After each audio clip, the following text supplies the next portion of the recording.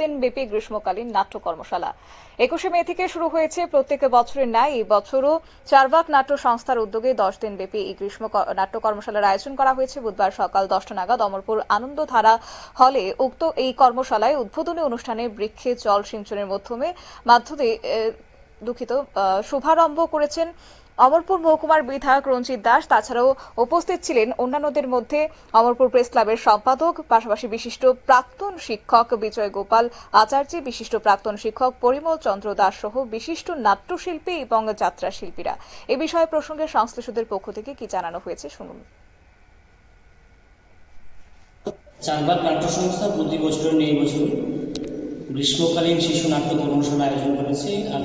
21 তারিখ থেকে অর্থাৎ আজকে থেকে আগামী 30 তারিখ পর্যন্ত 10 দিন ব্যাপী এই মহকুমার 3টি সেন্টারে Kamaraghat high school, Rangamati high secondary school এবং আনন্দধারাগুলো মোট এই 3টি সেন্টারে 11টি বিদ্যালয়ে 211 জন ছাত্রছাত্রী এখন পর্যন্ত অনলাইন রেজিস্ট্রেশন করেছেন।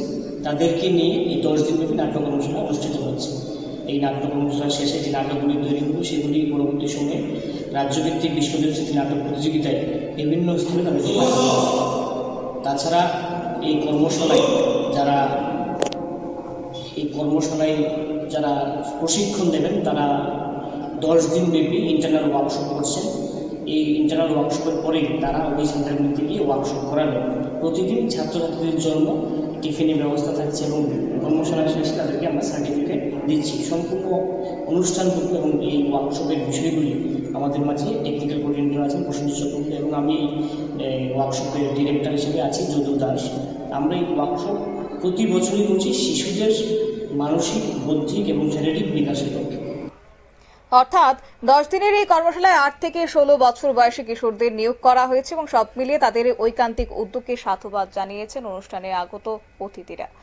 নিয়ে নিচ্ছে ছোট্ট একটি বিজ্ঞাপন বিরতির সঙ্গে থাকুন।